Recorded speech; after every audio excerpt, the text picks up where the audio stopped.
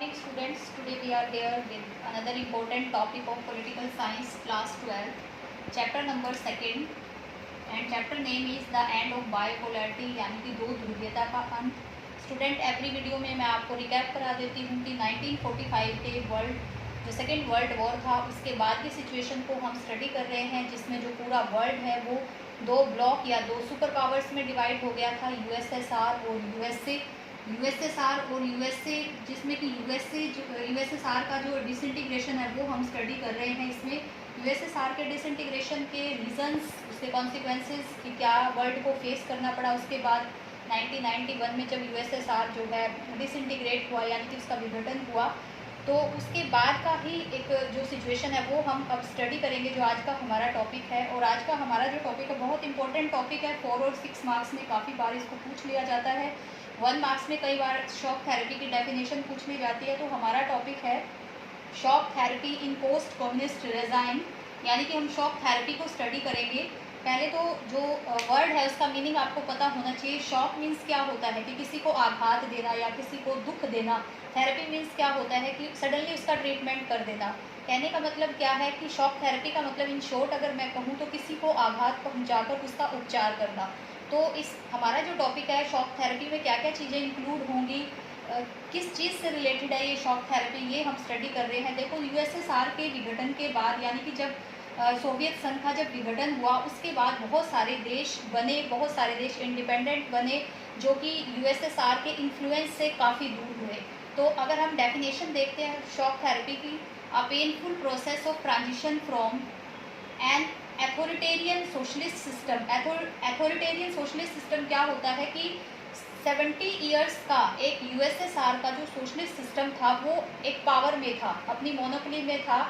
जितने भी यूएसएसआर में देश थे जो बाद में डिसइंटीग्रेट हुए, मतलब जो बाद में बने देश, वो सभी किसी न किसी रूप में या तो उसके पार्ट थे या उसके फॉलोअर्स थे।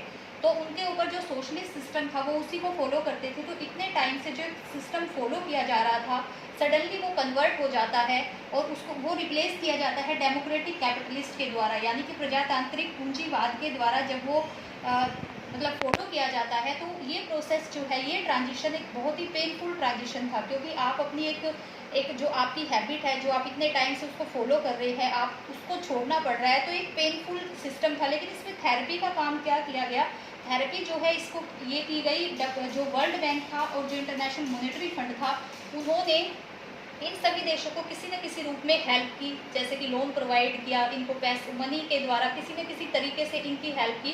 तो ये थेरेपी का काम किया ताकि ये जो कैपिटलिज्म है या पूंजीवादी विचारधारा है, ये सभी देश इसको फॉलो करें। और जो यूएसए की जो मेनली जो आइडियोलॉजी थी, कैपिटलिज्म आइडियोलॉजी, ये सभी देश उसमें शामिल हो। अब इसमें क्या क्या चीज़ें इन्वॉल्व हैं, हम इसको 1 बाय 1 स्टडी करते हैं। स्टूडेंट देखिए, अगर हम शॉक थेरेपी में देखें तो जितने भी जो देश थे जो यूएसएसआर से अलग हुए थे, जिसमें सेंट्रल एशिया के देश थे, ईस्ट यूरोप के देश थे, वो सभी देश शॉक थेरेपी के अंडर ही आते हैं। और उनका एक जो चेंज होना है, इन देशों को उन्होंने पूरी तरीके से टोटली मतलब शिफ्ट किया गया। इन देशों को कहाँ से शिफ्ट किया गया, कैपिटलिस्ट इकोनॉमी से, जो कैपिटलिस्ट इकोनॉमी थी उससे शिफ्ट होकर इनको जो सोशलिस्ट इकोनॉमी थी उससे शिफ्ट होकर इनको कैपिटलिस्ट इकोनॉमी में शिफ्ट किया गया। तो ये एक बहुत बड़ा चेंज था। और इसमें क्या होता है, इसमें जो प्राइवेटाइजेशन होता है उसको इन्वॉल्व किया जाता है। देखो, सोशलिस्ट सिस्टम में क्या होता है कि जो आप पूरा जो राइट होता है वो स्टेट का होता है, स्टेट कंट्रोल होता है, इंडस्ट्री पे या किसी भी चीज़ पे स्टेट कंट्रोल होता है। लेकिन कैपिटलिज्म में क्या होता है कि आपको जो प्राइवेटाइजेशन है वो इन्वॉल्व किया जाता है। तो सबसे पहले तो इन सभी देशों में जो प्राइवेटाइजेशन है उसको इन्वॉल्व किया गया, स्टेट कंट्रोल को ख़त्म किया गया उसके, क्योंकि इन देशों के पास अब कोई तीसरा रास्ता नहीं था, या तो वो पूरी तरीके से सोशलिस्ट सिस्टम को अडोप्ट करे या फिर वो पूरे तरीके से कैपिटलिस्ट सिस्टम को अडोप्ट करे। उसके साथ साथ शॉक थेरेपी में और भी बहुत सारे चेंज देखने को मिलते हैं, जैसे कि एक्सटर्नल अफेयर से रिलेटेड। एक्सटर्नल अफेयर से मतलब क्या होता है कि जैसे इन्होंने दूसरे देशों के साथ व्यापार किया, एक ओपन ट्रेड जो है वो इनके सामने आया। इससे जो करेंसी की कन्वर्टेबिलिटी है वो भी सामने आई। तो बहुत सारी चीज़ें जो है शॉक थेरेपी के अंडर आई। उसके बाद इन देशों को अगर हम देखा जाए तो जो सोवियत ब्लॉक के देश हैं सारे, जितने भी इसमें शामिल थे, जितने भी यूएसएसआर में शामिल थे, ये सभी देश जो है जो वेस्टर्न स्टेट थे, यानी कि जो यूएसए और उसके फॉलोअर्स थे, उनके साथ अपने लिंक बनाने लगे। मतलब ये सारी चीज़ें जो है शॉक थेरेपी के अंडर ही आती हैं कि एक सोशलिस्ट सिस्टम जो है वो इन शॉर्ट अगर मैं कहूँ तो वो डेमोक्रेटिक कैपिटलिस्ट सिस्टम में कन्वर्ट हो गया। तो ये प्रोसेस एक बहुत पेनफुल प्रोसेस था। अब स्टूडेंट ये जो प्रोसेस किया गया, इस प्रोसेस के पीछे क्या इंटेंशन थी? इंटेंशन तो बहुत अच्छी थी, लेकिन इसका रिजल्ट जो है वो इतना अच्छा नहीं मिला, क्योंकि एक लंबे टाइम का एक एक्सपीरियंस जो व्यक्ति, जो देश या कोई व्यक्ति फेस कर रहा है, अगर उसको एकदम सडनली उसमें चेंज आता है तो बहुत सारे परिणाम जो होते हैं वो ज़रूरी नहीं है कि वो अच्छे ही होंगे। तो नेक्स्ट जो हमारा इसी से रिलेट करता है टॉपिक, वेरी इंपॉर्टेंट, ये है कॉन्सिक्वेंसेज ऑफ शॉक थेरेपी। हम पढ़ेंगे आगे कॉन्सिक्वेंसेज ऑफ शॉक थेरेपी, यानी कि इसके परिणाम क्या रहे। तो परिणाम जो है वो ज़्यादा अच्छे नहीं रहे हैं शॉक थेरेपी के। बहुत सारे जो देश थे, जो यूएसएसआर के बाद जो देश बने थे, स्पेशली रशिया, बहुत फेस किया इन देशों ने। तो क्या क्या चीज़ें इन्होंने फेस की, क्या क्या प्रॉब्लम्स यहाँ क्रिएट हुई, उसको हम इन शॉर्ट स्टडी करते हैं। आप इस टॉपिक को डीपली अपनी एनसीईआरटी बुक में से स्टडी करेंगे। जो मेन पॉइंट है वो मैं आपको बता रही हूँ। देखिए इसके कॉन्सिक्वेंसी में हम पहला जो कॉन्सिक्वेंस है वो क्या है, it brought ruin to the economic and disaster upon the people of entire region. मतलब जितने भी देश थे जो यूएसएसआर के विघटन के बाद बने, या जिसमें मेनली जो बहुत ही बड़ा पार्ट माना जाता है रशिया, वहाँ पर जो वहाँ की जो इकोनॉमी थी उसमें एक डिजास्टर हुआ, यानी इकोनॉमी जो थी वो पूरी तरीके से डाउन हो गई। जितने भी लोग थे वो इकोनॉमिक रूप से काफ़ी मतलब बर्बाद हो गए थे। सबसे पहला तो इफेक्ट ये हुआ था वहाँ पर, क्योंकि एकदम से आपका एक सिस्टम है वो चेंज हो रहा है। जो इंडस्ट्री थी, जो बहुत बड़ी बड़ी इंडस्ट्री थी, देखिए इंडस्ट्रियल कॉम्प्लेक्स ऑलमोस्ट कोलैप्स, जो इंडस्ट्री थी वो पूरी तरीके से कोलैप्स हो गई थी, वो बंद हो गई थी। और या फिर 90% इंडस्ट्री जो है वो प्राइवेट लोगों को सेल कर दी गई थी। तो इससे क्या हुआ, जो क्योंकि स्टेट कंट्रोल वो पूरे तरीके से ख़त्म हो रहा था, तो इंडस्ट्रियल डिपार्टमेंट जो था वो पूरे तरीके से कोलैप्स्ड हो गया था। और उस टाइम की एक बहुत बड़ी कहावत कही जाती है, मतलब उस जितना सेल हुआ था वो प्राइवेट लोगों के हाथों में, उसको the largest garage sale in history, मतलब इस नाम से जाना जाता है कि इतनी बड़ी सेल जो है वो कभी नहीं हुई है। तो पहली बार 90% इंडस्ट्री जो है वो प्राइवेट हाथों में चली गई। अब जैसे इंडस्ट्री प्राइवेट हाथों में चली गई तो जो व्यापार होता था या जो प्रोडक्शन होता था वो डाउन हो गया। प्रोडक्शन डाउन होने के साथ क्या हुआ, जो वैल्यू थी, जो रूबल की वैल्यू थी, यानी कि जो रशिया की करेंसी होती है रूबल, उसकी वैल्यू बहुत डाउन हो गई। अब जैसे उसकी करेंसी की वैल्यू डाउन होती है तो क्या होगा, जो हाइपर इन्फ्लेशन होता है, यानी जो महंगाई होती है वो बढ़ जाती है। महंगाई बढ़ने के साथ साथ क्या होता है, लोगों की जो सेविंग थी वो ख़त्म हो गई, लोगों की जो सेविंग थी वो ख़त्म हो गई। उसके बाद लोग जो है गरीबी बहुत ज़्यादा आ गई रशिया और उसके जितने भी आसपास के जो देश थे।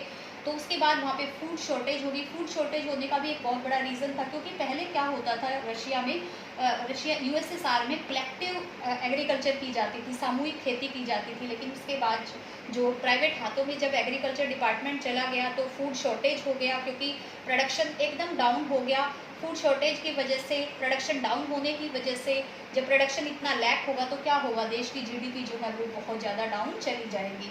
तो ये सारी सिचुएशन यूएसएसआर और उससे रिलेटेड जो भी देश थे वो उस टाइम फेस कर रहे थे, क्योंकि उन्होंने सडनली एक दूसरे सिस्टम को अडॉप्ट किया था। उसके बाद स्टूडेंट देखिए क्या हुआ, पहले जो गवर्नमेंट होती थी वो बहुत वेलफेयर में मतलब वर्क करती थी, लोगों की हेल्प करती थी, उनको सब्सिडीज़ प्रोवाइड कराती थी। लेकिन क्योंकि स्टेट कंट्रोल अब ख़त्म हो चुका था तो अब क्या हो गया, जो गवर्नमेंट जो सब्सिडीज़ देती थी या वेलफेयर वर्क करती थी वो ख़त्म हो चुके थे। इससे जो पॉवर्टी लाइन है, यानी जो पॉवर्टी है वो बहुत ज़्यादा आ गई थी। पॉवर्टी, क्योंकि जो अमीर गरीब का जो भेदभाव है वो काफ़ी बढ़ गया था। अमीर व्यक्ति बहुत अमीर होता जा रहा था और गरीब व्यक्ति बहुत गरीब होता जा रहा था, क्योंकि गवर्नमेंट का कंट्रोल जो है वो ख़त्म हो चुका था। उसके बाद अब जैसे ये सारी सिचुएशन बनती गई तो एक अलग जो रोल है, एक अलग सेक्शन है सोसाइटी में वो अराइज हो गया, जिसको माफिया कहा गया। क्योंकि वहाँ पर जो इंडस्ट्री है वो काफ़ी लोगों ने जो है खरीद ली थी, उनके पास बहुत पैसा हो गया था, तो एक अलग वर्ग वहाँ पर अराइज हो गया था जिसको माफिया वर्ग कहा जाता था। इसकी वजह से रशिया और उसके जितने भी यूएसएसआर के देश थे उनमें एक सोशल डिस्पैरिटीज़ जो है वो अराइज हो गई थी, सोशल अनइक्वालिटी अराइज हो गई थी। गरीब और अमीर का जो अंतर है, जो डिफरेंस है वो बहुत ज़्यादा बढ़ गया था। तो ये इस तरीके की सिचुएशन जो है उस टाइम रशिया और यूएसएसआर के जितने भी देश जो अलग बने थे बाद में, जिन विघटन के बाद जो अराइज हुए थे, वो सभी देश इस चीज़ को फॉलो कर रहे थे और ये मतलब जो वहाँ की इंडस्ट्री थी वो बिल्कुल डाउन हो चुकी थी। अब इसके बाद क्या हुआ, ये जितना भी प्रोसेस, जितना भी हमने स्टडी किया है, जितने भी पॉइंट हमने स्टडी किए हैं, इन सब पॉइंट्स को अगर हम देखें तो इनका जो टाइम पीरियड माना जाता है वो 10 ईयर माना जाता है।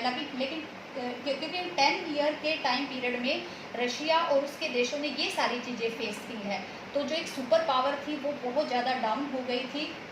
यूएसए एक सुपर पावर हम जानते हैं पीछे पड़ा है, वो बन चुका था। अब रिवाइव करना शुरू किया। 2000 के बाद रशिया जब ये सारी चीज़ें देख रहा था तो उसने कहीं ना कहीं सुधार करना शुरू किया। रशिया और उसके जितने भी जो देश थे उन्होंने सुधार करना शुरू किया।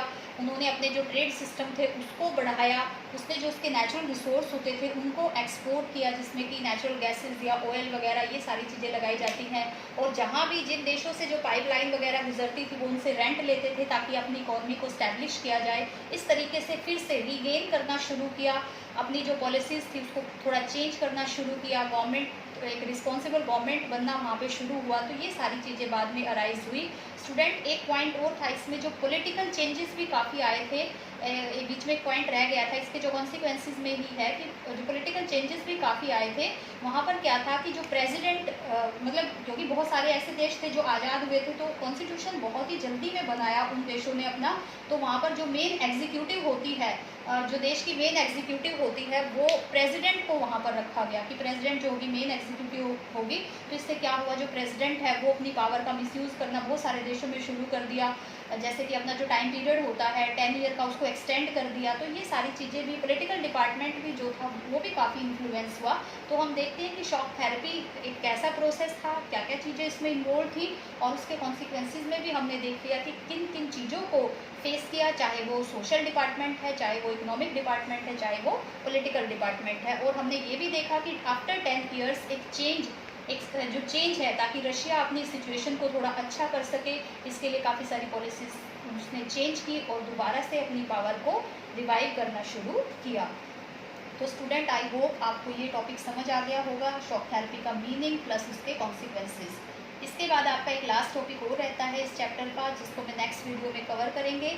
और इन 2 चैप्टर के कवर होने के बाद आपके जो टेस्ट है वो स्टार्ट हो जाएंगे। तो स्टूडेंट, अगर आपको एक बार समझ नहीं आता है, वीडियो को दोबारा देखिए, अच्छे से समझिए, अपनी एनसीईआरटी बुक में से इसको रीड कीजिए। अगर उसके बाद भी आपको कोई पॉइंट क्लियर नहीं होता है तो आप कॉन्टैक्ट नंबर पे पूछ सकते हैं, मैसेज के थ्रू पूछ सकते हैं या आप कॉल करके पूछ सकते हैं। Thank you so much.